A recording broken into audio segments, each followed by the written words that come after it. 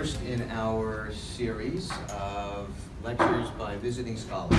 So Elias is here to work in the Transgender Archives, and we prevailed upon him to share some of his knowledge with you today. So Elias is a medical anthropologist, and he's visiting from the University of Massachusetts at Amherst. He's working in the archives to better understand the linguistic patterns of how transgender people disseminate knowledge about their bodies and health. And so his research focuses on the themes of embodiment, dissemination of knowledge about bodies, health, and resilience. And the title, DIY, Trans on the Bayou, DIY do it yourself, Trans on the Bayou, down in Louisiana. Elias's talk today will discuss the narratives from interview data that he's conducted with 11 transgender people from Louisiana, Shreveport, Louisiana. I think it's okay for me to say that? Yeah, I sure. hope so. Yeah. And he's going to discuss the idea of self-made identities and how they're culturally and socially influenced by economic and medical politics. So please join me in welcoming Elias Capello. Thank you. You covered about 2 of my slides for me. So thank you for that great introduction. Before I begin my presentation, I want to thank you all for the opportunity to speak and the opportunity to be here. In 2007, I was actually only 13 years old. I still lived in very rural Louisiana.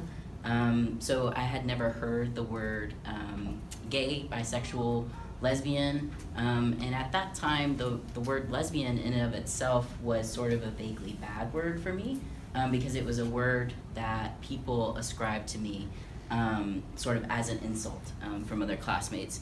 So to be here standing in front of you is kind of monumental for me, and I'm humbled by the history of the archives and glad to be a part of something where I'm sort of the younger person in the room and there's people who know more than me about this topic. That's actually a very beautiful thing.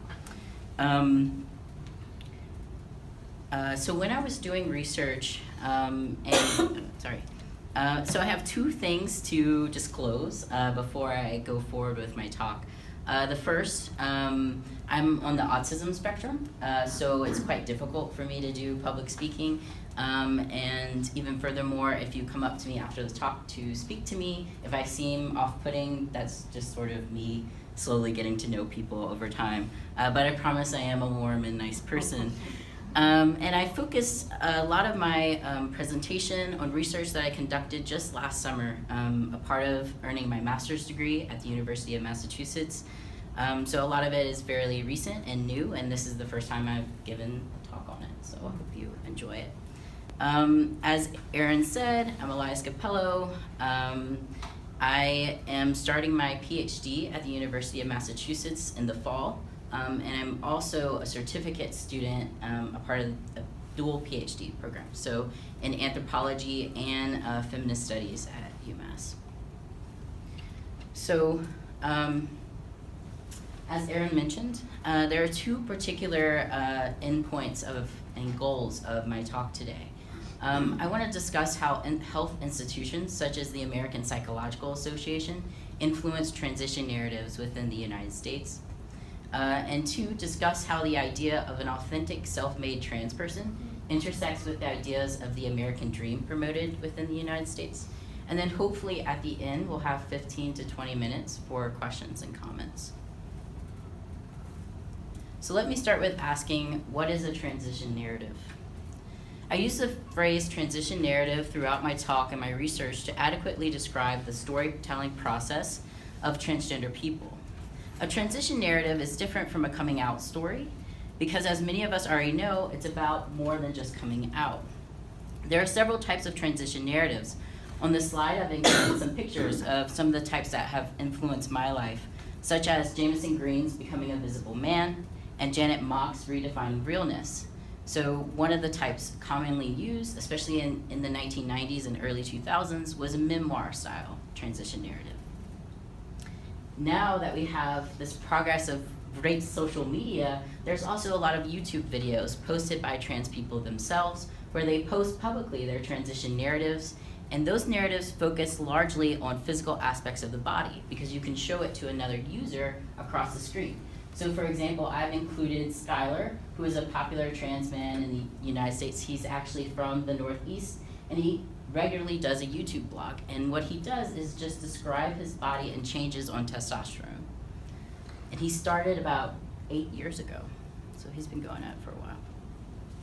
The second type, more common on social media. I don't know if anyone in the room has experienced this, but posting transition pics directly on Instagram, YouTube with hashtags such as Throwback Thursday, Transition Tuesday, and you've seen a recent boom of that. And it's quite an exciting time because it would be a great project just to go in and see how narratives are promoted in that atmosphere. And then the other type, possibly less popular amongst this crowd, is the tabloidian type.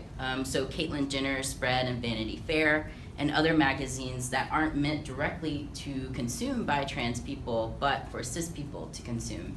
And those narratives largely focus on the idea of voyeurism. So a transition, not as a deeply personal story, such as Janet Mock or Jameson Green's books, or even Skylar's YouTube channel, but more as an educational and broad-based narrative. So I was interested in the very basic question of what the transition narratives of trans people in Louisiana were like. And Louisiana is actually my home state. It was very important to me when I was going to do my research that I started with people who I loosely knew through community activism. And since I am training in a department that focuses on four-field anthropology, I'm going to talk about a lot of different things and how they intersect, and that's important to my research as well. To start to understand the local political influence on the transition narratives of people in Louisiana, you have to understand the state's hostility towards transgender people, but people who are gender variant in any way. Since many rights in the United States were left up to state powers for so long, and some of them still the case, you can see this map from the Transgender Law Center where they rank different bills as they're being proposed and laws that are passed. So if you're in the green, you're considered to be a state that's pretty friendly towards trans people. If you're in the dark orange, you're considered on the other side of the spectrum. And luckily, we live in a day and age where there's no more red on the map. Because when I was first starting this research a few years ago, there were several states with red on them, one of them being Louisiana. But what recently changed that is in 2016, about 2 months before I started my research, the governor of Louisiana passed a law that finally made it illegal to discriminate against trans people in the public employment sector. So for the first time, trans people were able to work legally in Louisiana without being fired for bosses' religious reasons or just not liking their gender variance. So it was sort of an interesting time, and if you're curious, it was before Trump got elected. I was wondering if that question might come up.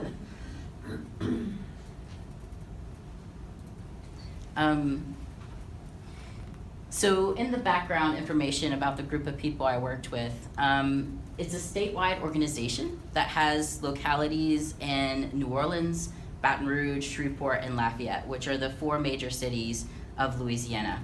I worked in Bossier Parish, Louisiana, and the town specifically was Shreveport. The town of Shreveport is very much a rural Air Force Base town. Just about everybody is affiliated with the Air Force Base in some way. 10 of the 11 people in my study sample were either veterans or active members of the military, and specifically the Air Force Base. And the last person who was a college student, his father was actually associated with the Air Force. So a lot of the economy of Shreveport itself comes from the Air Force. The group meets about once a month. They act as a dual organization. They're a social support group. People go in, they talk about their months with each other, but they also have marches and rallies at the state capitol, legislation action planning. They even have fundraisers for members of the group to help pay for surgery. And they help promote each other's GoFundMe site to fund their surgery. This particular group meets at a local Unitarian Universalist church in Shreveport, which is interesting because the state of Louisiana has sort of a gross history towards religious rights and versus LGBT rights. A lot of people in the state, a lot of the nonprofits that are funded by churches, they can get away with protesting areas and sort of creating a hostility towards trans people, but largely LGBT people in general. A little bit more about the people and the sample. It was 5 self-identified trans men, that was the language that they used, and 6 trans women. There were no people in the group that identified as non-binary in any way, which I thought was interesting. And 8 of the people were from rural areas in the parish and drove into Shreveport regularly to go to the meetings. So on average, it was about a 20-minute drive to actually be able to access the meetings.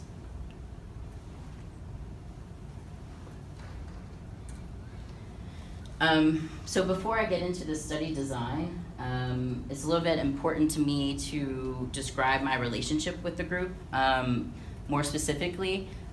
So I first interacted with this group as an activist and not a researcher. And part of that was because of personal reasons. I came out at the age of 16. I didn't have an accepting family, so I quickly became involved in local politics and activism and met a lot of the founding people of the group, and that's how I knew about them. So later, when I was a master's student, I thought to return and work on research with them. So I conducted in-person interviews. This consisted of semi-structured questions and open-ended questions. On average, interviews lasted about 4 hours, so it was a lot of material to move through. I also did what's called a Beck Depression 2 inventory, and that is something used in sort of psychosocial research to assess depression levels and diagnosis. I also included a cortisol collection. This is sort of a biological tool of stress. So I was looking at various life factors and stress levels. I did participatory observation data, so I sat in on the group and took notes. And then I also consider it to be what's called this is sort of a buzzword now, but participatory action research. So the idea that I wasn't just collecting data from the group, but I was working actively with the group to change some of their circumstances.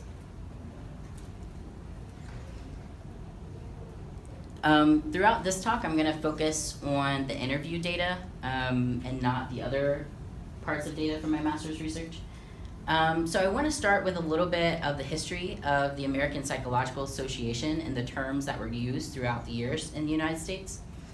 So from 1980 to 1993, being trans would have been diagnosed as transsexualism. From 1993 to 2012, gender identity disorder, and then from 2012 to current, gender dysphoria. This is significant in the United States because if you go to a doctor in the United States, you need a diagnosis in order for a lot of insurance companies to cover your care. Not general care, but your hormones and surgery and even your therapy with a psychologist. So just to read you some of the criteria from the diagnostic manual. In boys, notice the misgendering, the cross-gender identification is manifested by a marked preoccupation with traditionally feminine activities.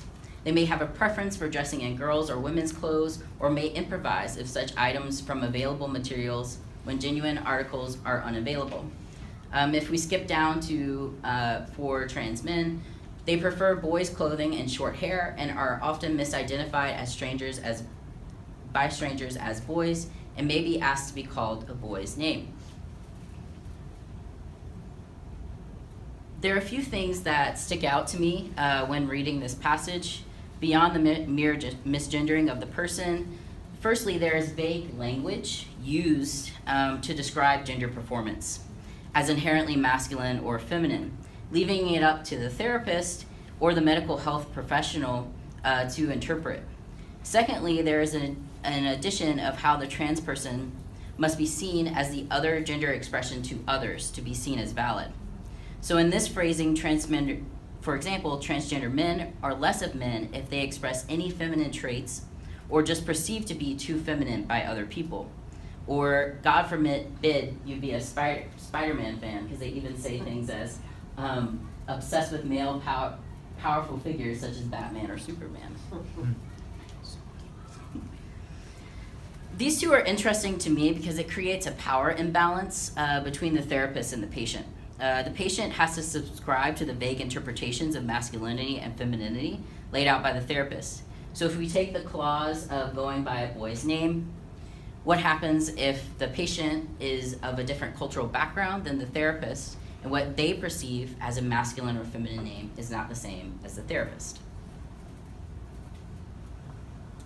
And then lastly, this version of the diagnostic manual ends with two clauses, and that is the person cannot get the diagnosis if there's no persistent preoccupation for at least 2 years with getting rid of one's primary and secondary sex characteristics. And then lastly, no sign of wanting to change secondary sex characteristics at an early age. That means that if the person went in to get diagnosed with gender dysphoria and they couldn't get the diagnosis, they couldn't access insurance and get care. So one of the questions I asked people was if they see a therapist, and if so, what was their experience? So the following quote is from a person that I've given the pseudonym Jessica to protect her identity. She's a 29-year-old trans woman who was discharged from the military for coming out. Currently, I just see a therapist for the letter and to continue on hormones. At first, I really did want to work out issues related to my gender and questioning who I am. But I had a bad therapist for a long time. She made me feel like I needed to prove to her I was woman enough. I didn't sit ladylike enough for her, and I didn't try hard enough to be a woman. But now the Veterans Administration is informed consent, but she lied and said I needed to go to her. So this quote is from when I started my data collection in 2016. The Veterans Administration is the main source of healthcare for American veterans. It is on informed consent model, but the shift of that and trickling down all the way to Louisiana has been slow, as this quote illustrates.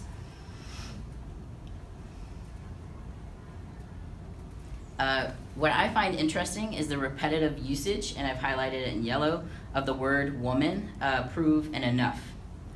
To continue from my interview with Jessica, I asked her if she continued to see this therapist, and she said I continued with her for about 2 years so that I could get my letter. So the relationship became not to work out mental health issues, not to work out transitioning and coming out to family, but merely just to get her letter.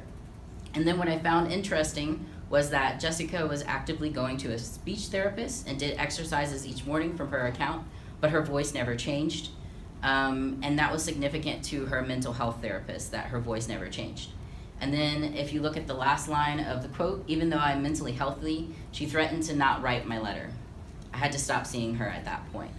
And this was sort of shocking to me, even as someone who grew up in Louisiana, that a mental health professional would deny someone access to healthcare for their transition.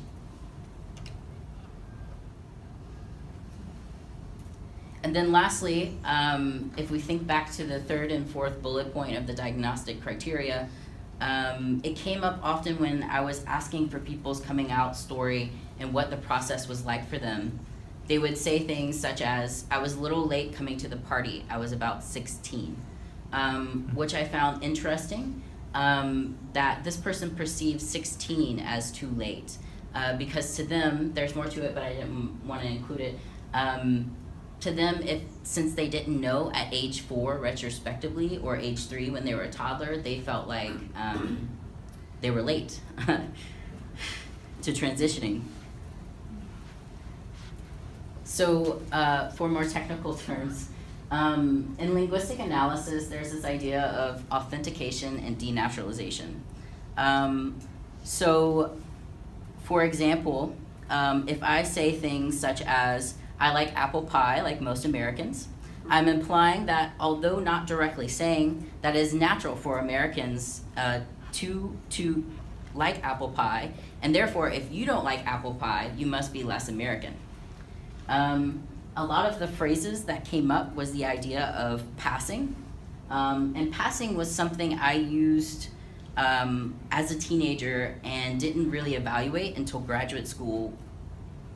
The idea that we were using a word that means that you're passing an exam of some sort. It implies that you're being examined on a regular basis. Secondly, under authentication, there was ideas for some people in the group that they always knew that they were the gender that they currently identify as. And the idea that if you didn't know, you must be less trans, which I'll show examples of in a second. And then lastly, speaks in a masculine manner if they identify as male, and speaks in a feminine manner if they identify as female. So the idea of just not just tone and pitch, but the way you communicate with people being perceived as less masculine or less feminine. And then denaturalization on the other side of the coin, difficulty with being perceived as the gender they identify as. So earlier when I gave you the quote of the woman who goes to a speech therapist, she was struggling with being perceived as a woman when she was talking, and therefore her therapist was seeing her less as a trans woman. And we'll get back to that quote in a second. Question their gender identity at any point.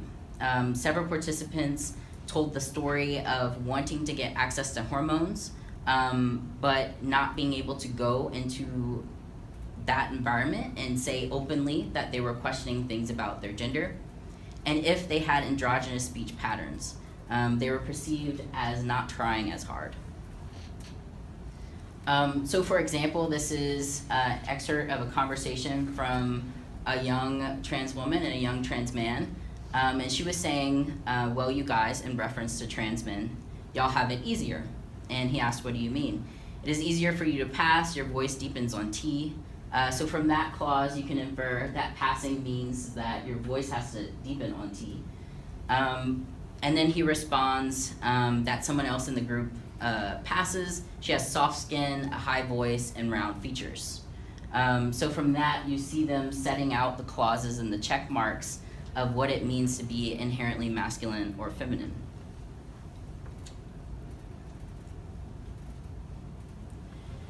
Now for some of us, this may not be new information at all. It may almost be as if to say water is wet. But looking at the connections of these narratives becomes interesting in terms of the American dream. The American dream refers to a national ethos and an idea, a set of an ideology. The term was coined in the 1931 book, Epic of America, by a historian named James Adams. And since then, there has been much academic literature and popular literature about the American dream. To quote James Adams, life should be better and richer and fuller for everyone, with opportunity for each according to ability or achievement, regardless of social class or circumstances of birth. But many of us born in the margins know that there are quite few barriers.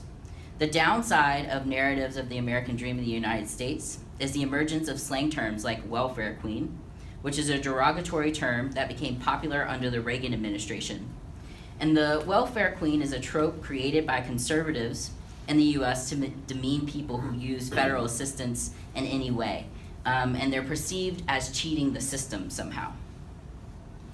For those that don't know, Louisiana consistently votes for conservative representation. For the Trump election, the majority of the popular vote went to Trump. As the slide, sorry, my mouth is getting dry. So now I want to show you media examples of what I'm talking about as opposed to the intersections of the American dream and transition narratives. So the first ideology promoted under the American dream is through hard work, I achieved, and often the impossible given circumstances. There are several examples of this throughout American films. The one I picked was Tom Hanks' Forrest Gump. So for those that don't know, Forrest starts off as a kid with a pretty severe physical and mental disability.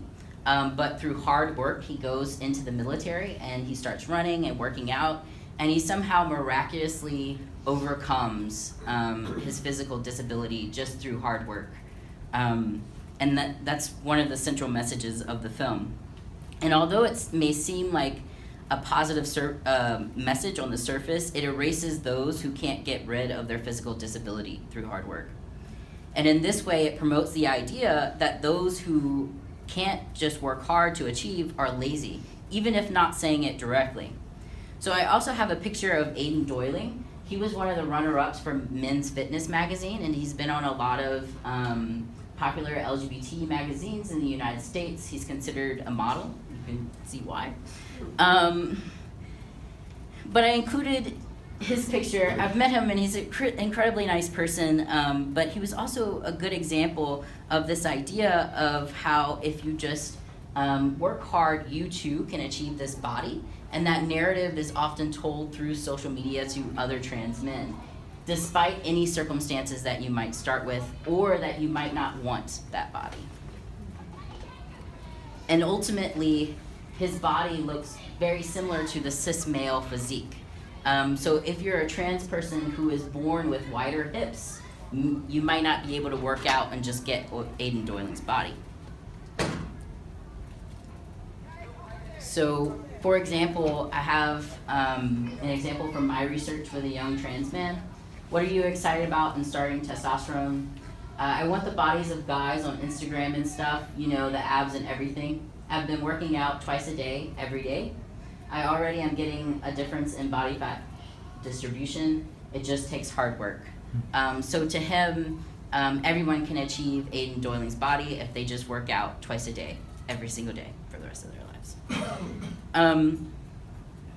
For the next comparison, I circle back to the imagery of the welfare queen in the United States and the ideology that they didn't work hard, so they shouldn't be able to achieve. So in this political cartoon, you see someone depicted as a welfare queen and just using governmental money just to buy a lot of cars and be irresponsible with her money. For this example, I circle back to Jessica's quote, and that my voice never changed. I tried, I went to a speech therapist and did exercises each morning, but my voice never changed. I'm assuming it's my experience in the military and that I am older and trying to transition. But the therapist, she just assumed I wasn't trying hard enough. And even though I am mentally healthy, she threatened to not write my letter. So that was more from Jessica's story about problems with her therapist. And it was this idea that although it's not as blatant with welfare queens, it's the idea that Jessica isn't working hard enough from the therapist's perspective, and therefore she doesn't deserve hormones, and therefore she doesn't deserve to achieve her dream, which is to transition. And lastly, there's an ideology within the American dream trope that I am self-made, this idea that you did it on your own and luck wasn't involved, and you were able to climb a social class ladder. So within this, there's a warp of the perception of self-made millionaires. Commercials and other forms of media and propaganda in America teaches that although statistically speaking, none of us will become self-made millionaires, you never know, with hard work and creativity, you could be the next Bill Gates or Mark Zuckerberg. I don't have it up on my slide, but in reference to the title of my talk, there was a quote from a participant. I worked hard for my transition. I am DIY trans, meaning I take street hormones. I can't afford official hormones. And that was from a 25-year-old trans woman who was discharged from the military. For this person, her sense of pride comes from the fact that she is perceived as poor, but despite this barrier, she is able to be self-made, or in her words, do it yourself.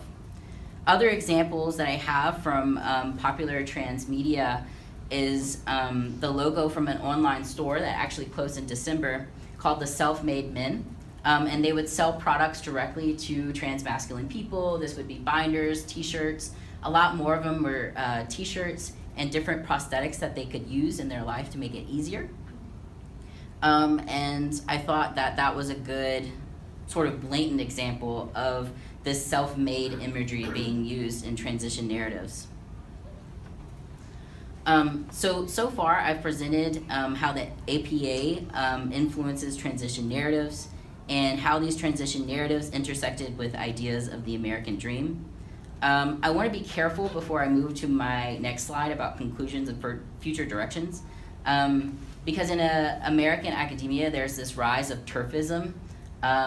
So the idea of trans exclusionary radical feminists in academia, and sometimes findings that are critical or reflective of trans people can be taken and misdirected to be hateful or sort of just mean towards trans people. So I want to be careful with that. So as I mentioned throughout my talk, there was this idea of proving oneself enough through their gender expression and identity to their therapist. This idea of authenticated identities and denaturalized identities, and erasing gender variance from their own narratives. So when they were talking about their own narratives, saying that either they knew from an early age, or if they didn't know, they saw that as late coming to the party. And narratives of the American dream. So people who can't pass are perceived as not trying hard enough. People who can't afford therapy, hormones, or surgery are perceived as not trying hard enough in the language of self-made and DIY. And lastly, I would like to thank all of the participants, my advisor, and the National Science Foundation Graduate Fellowship.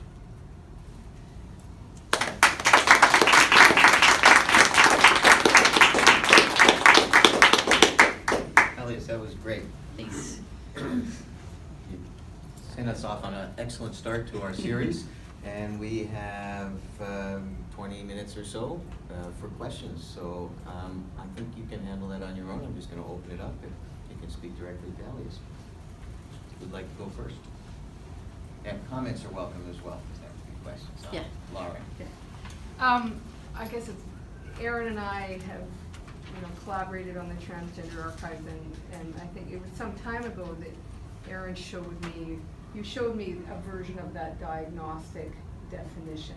One of the older ones, yes. Yeah, one of the older ones, and I assume the one that you showed today, is that the current one? It's one of the older ones, It is one of but the what older I ones. found was participants who were accessing care through the Veterans Administration and not a specialist, Yeah. they were using outdated information and Okay. outdated APA.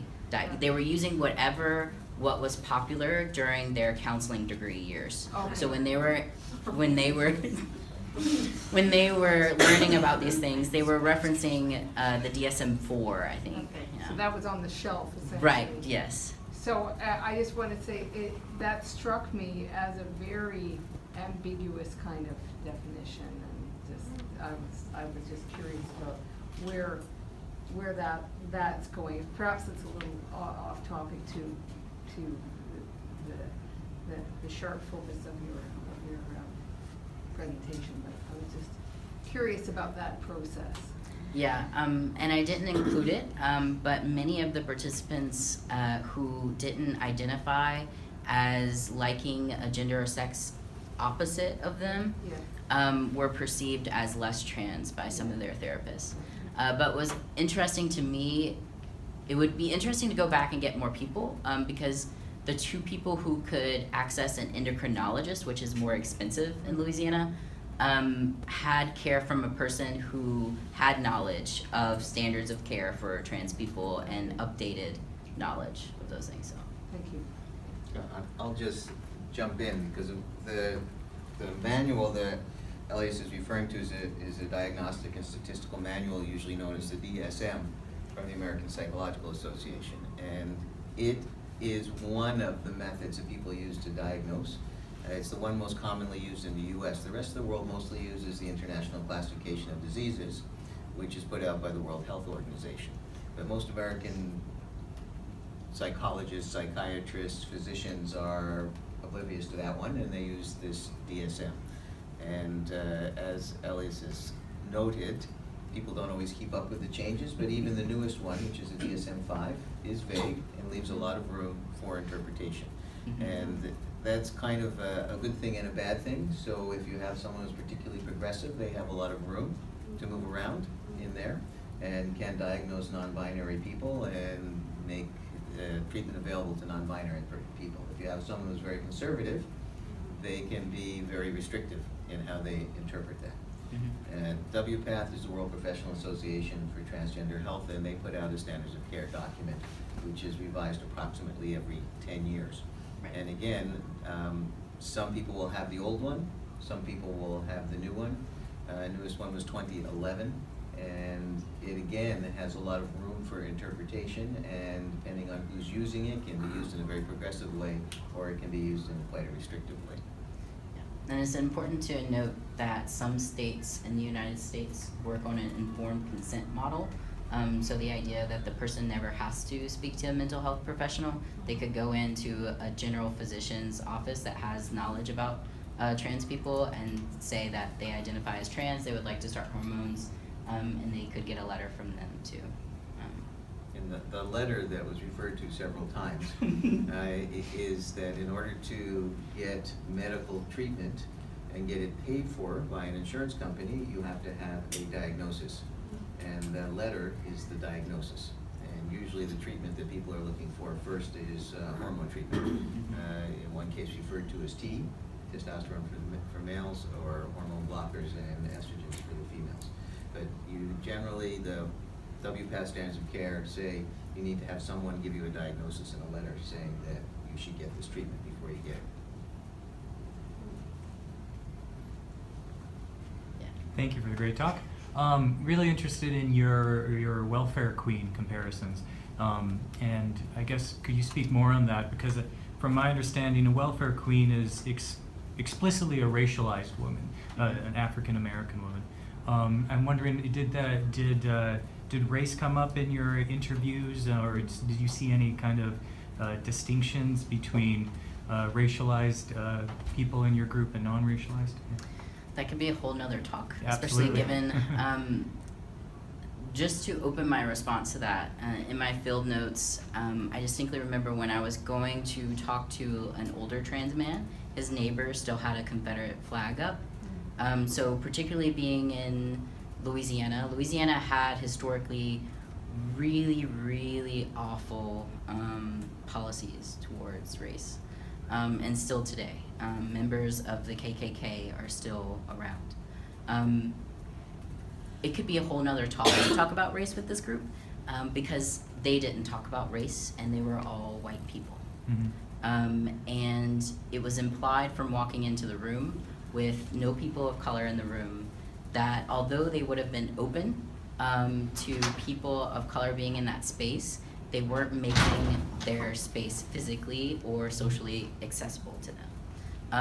So when I asked them about race, some of the people would say that they identified as an ally towards racial progress and as a Black Lives Matter community member, and then they would end there. When I asked them their experiences of trans activism from like a multiracial, multicultural perspective, they had very little experience with that.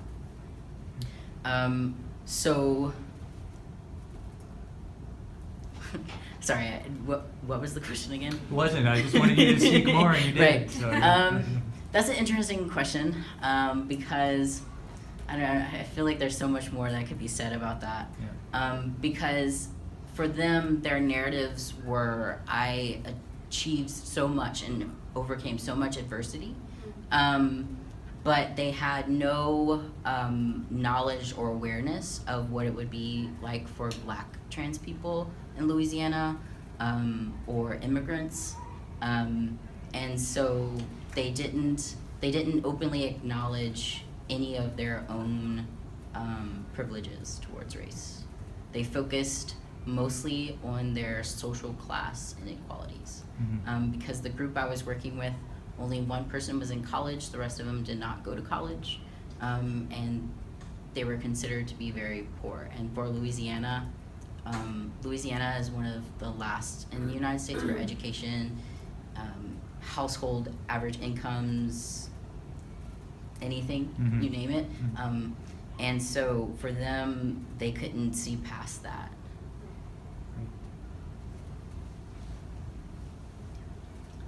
Thank you very much for your presentation. As a social worker, I'm actually horrified at the normative behavior of mental health professionals. And it just points out to me how much work there is to do. But the thing that I find interesting in your data is your observations around what I guess, for want of a better word, might be some of the horizontal microaggressions between the trans community, and I'm wondering if you're going to look at that in your dissertation, and you assume that, you know, if you have a community of people having similar experiences to what you're having, is that you'd have each other's backs, but it sounds like the narrative of normative gender identities tends to have people kind of picking at each other. Yeah, that's a good question that I regularly think about because, and this is why I added the tidbit of sometimes data about trans people can be taken and awful things done with it, and particularly talking about something like that. So the idea that you would be going into a safe space, community space, and come out with the narrative that not everybody gets along in that space, and that there's some people who might have certain access or privilege and might forget about the people who don't fit normative gender. So to, you know. Or fit too well. Right, fit too well. It's, I don't know if I would, my fear would be to publish something about that and it be taken up. Because academically speaking, the institution I'm at is one that fostered Janice Raymond, who was a scholar who was known as a trans exclusionary radical feminist. And she wrote a book called The Transsexual Empire. And it's one of the most cited, yeah, I know. And there was a good response to that called the Transsexual Empire Strikes Back. But her book was used by a lot of academics. Return of the Transsexual? Next. Yeah, yeah. So it left sort of this taboo, I think, to openly criticize some of those things, because you're going in thinking that everybody's like in this room going in to be compassionate learners of this stuff, and not everybody comes from that perspective, especially not in a state like Louisiana. What a great concept, that compassionate learner. I'm looking at my colleague Cheryl over there, because we struggle with, you know, these kinds of questions in our social work program, and you need to be a compassionate learner. Hang on to that one, thank you. And to follow up on that, I also am yearning to be a compassionate learner. I'm the United Church minister. I'm a congregation that has become officially affirming, so celebrating that all God's people, however they identify or not, gender-wise, however they express their gender identity, their sexual orientation, are good, made in God's image, beloved. And so I wanted to pick up on your distinction between voyeurism and education. You talked about a particular kind of, that some transition narratives are clearly aimed at a cis audience, but you used the word voyeuristic and educational, and I just wanted to know a little bit more about that. So the idea of voyeurism in transition narratives comes from someone who is influential in my studies, Janine Rusum. She's currently at UMass, and she wrote an article about this idea that it almost seems like a sci-fi narrative, linguistically speaking, that you started out on this journey and there was a beginning point that you knew that you were going to do this journey, and an ending point, and this idea that it's a very linear process. And in actuality, a lot of trans people might struggle because about midway through, they're not climbing up through the ladder. So this idea on social media, I don't know who in the room has seen it, but before and after pictures. Probably more common than transition pictures is like weight loss pictures maybe. Yeah. So that to me seems very voyeuristic because there's a starting point and an ending point, and it's for the consumption of the person viewing it. It's not so much for the person publishing it out on social media. So that's what I mean by voyeuristic. Educational, sometimes it's tricky because sometimes there's value in that voyeurism, because especially in Louisiana where the average person might not have met a trans person ever or heard that word, it's an easy way for them to approach the topic.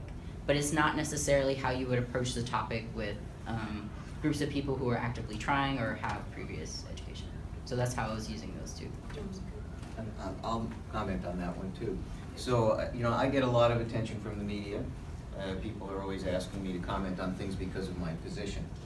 And this is always a struggle for me to determine how much I want to give in to the voyeurism, because there is always an element of, oh, this is a really unusual person and we're curious and we want to know. And some of that is motivated by very good intentions and very honest, I want to educate myself, I want to learn more. And some of it is just, oh, this is a curiosity, let's go look at the freak show. Yeah.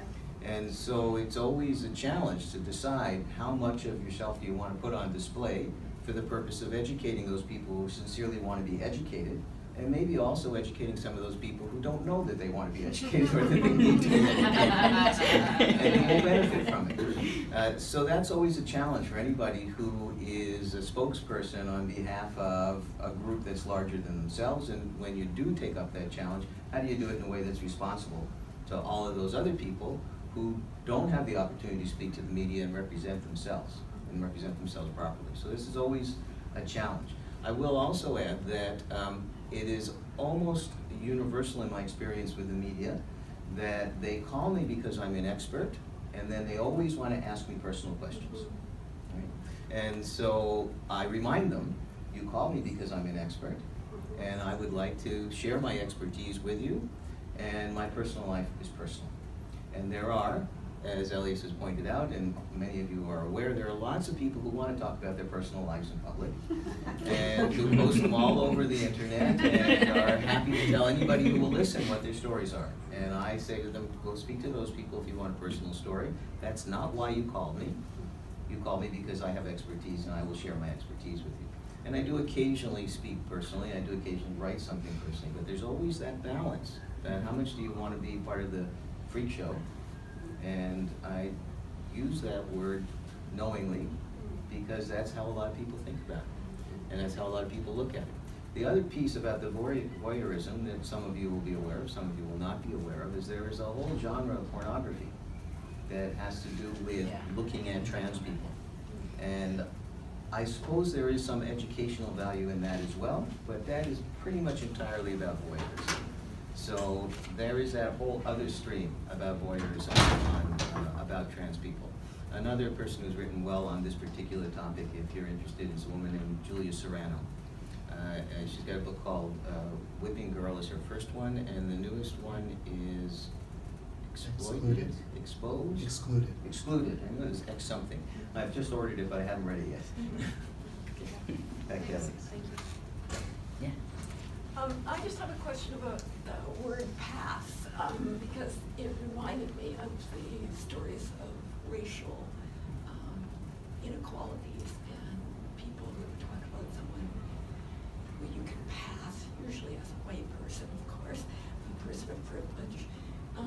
And I was looking at the similar language, and I guess my question is there kind of an awareness of that being a similar word, or what do you see the differences being?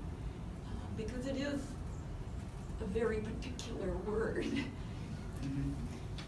So there's a person by the name Emi Koyama, and she's a trans woman who identifies as Asian, and she talks about this idea of passing racially and passing what it means as a woman and the intersection of that. So I think there is an awareness within trans people, trans communities. Amongst academic communities, that question often comes up and that parallel is often made. It would be interesting to look specifically at Louisiana, because Louisiana was very well known for one-drop rules in terms of race. So the idea that you had to carry your identity documents with you, especially in downtown New Orleans if you were a person of color, and if you could pass racially, you would be less inspected, even just historically. I think sort of what comes up as a tension within trans communities, activism and academia, is the idea that some of the people who might be writing that analysis or have the power and privilege, especially in the United States to do so, aren't of racial minority background. So it's this question of, is it their parallel to make? And I think that's one of the tensions that comes up with that awareness. But the awareness is there. I don't know if that, he's about to step in again. I'm gonna let you do that before, but I'll just say that the term pass makes a lot of people in the trans community uncomfortable because it implies some kind of fraud. It implies that you're pulling a fast one, you're fooling people. When what it's referring to is people being recognized for their authentic selves and their true selves. And so I noticed you put pass in quotation marks, and that's why those quotation marks are there, because it's a commonly used, a commonly understood word. We all know what it means when we say it, but we don't all unpack. Behind that is this concept that you're fraudulent, that it's not for real. And so it's most trans people would prefer not to have that word used about them because they don't feel that there's anything fraudulent. In fact, this is the most authentic presentation. So something like recognized correctly, or recognized for themselves. There's a variety of ways that you can say it, but passing is a term that's passing away. That's And Yeah. thank you for pointing that out, because when I was studying this group, the fact that trans people themselves use that word in reference to themselves or other people was shocking, because I thought that it was outdated, but they were still using But it. it's easily understood. Everybody knows, Right, yeah. knows what you mean. And at the beginning of one's transition, it often does feel like that you're kind of fooling people for the moment until you get used to it and feel that you've really grown into yourself. So it's not unusual for trans people to use that term for both of those reasons. Okay, one last question or comment. Thank you for your presentation. I've never met anybody other than my grandfather who has the same name as you, because my son's name is also Elias. So thank you. I'm one of the people that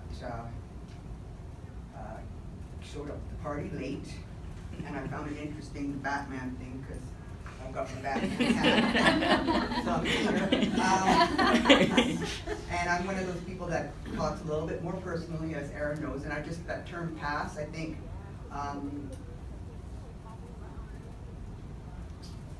for some trans people, in the beginning of their transition early on, it is a goal to pass. And as I'm learning, as